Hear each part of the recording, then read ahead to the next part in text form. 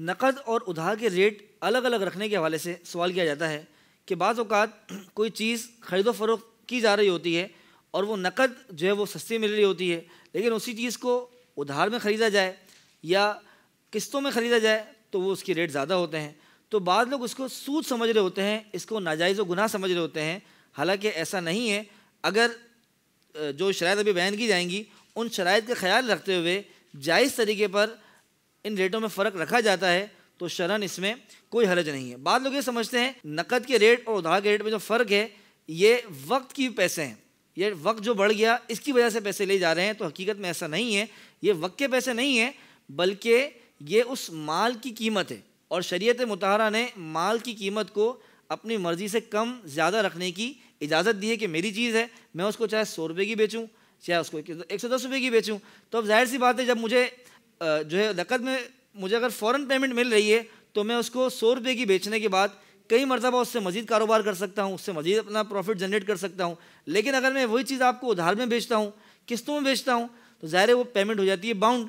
तो इसीलिए बेचने वाला पहले से अपने जहन में सोच रहा होता है कि ये पेमेंट जो है वो चूँकि मेरी बाउंड होगी इसलिए मैं इस पर ज़्यादा मुनाफा रखूँ ताकि जब मेरी पेमेंट बाद में रिलीज़ होगी तो मेरा इसमें नुकसान ना हो। अब इसमें शराइत क्या हैं, किन शराइत का ख्याल रखना ये ज़रूरी है।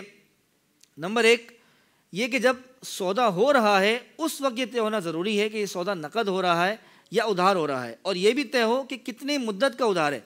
ये ना हो कि भाई 2 महीने में आप पैसे देंगे तो आपको इतने की है, 3 महीने में देंगे तो इतने की है, 4 महीने में देंगे तो इतनी है। तो इसका मतलब ये है कि सौदा कोई फिक्स नहीं हुआ। सौदे को जिस वक्त ख़रीदो फ़रोख्त हो रही है उस वक्त तय करना ज़रूरी है कि ये इतनी मुद्दत पर हो रहा है और इस मुद्दत के अंदर पेमेंट आपने देनी है। अब जो ख़रीद रहा है उस पर ज़ाहिर जब उसने एग्रीमेंट किया है तो उस पर लाजिम भी है कि वो उस मुद्दत के अंदर पेमेंट अदा कर दे। बिलफ़र्ज़ अगर वो पेमेंट अदा नहीं कर पाता तो अब उससे किसी किस्म का जुर्माना लेना ये हरगिज़ जायज़ नहीं है।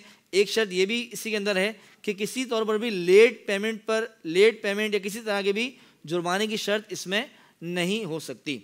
इसी तरह उधार और किस्तों में जो अदायगी है उसकी मुद्दत भी मुअय्यन होनी चाहिए कि भाई 1 साल की उधार पर आपको दी जाएगी या 6 महीने की उधार पर। यह ना हो कि उधार पर दी जा रही है जब आपको आसानी हो दे देना, तो इसकी भी शरन इजाज़त नहीं है।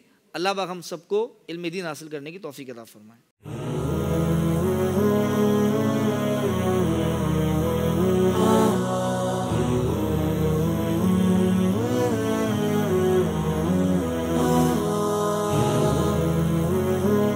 Kachi Memon Islamic Center.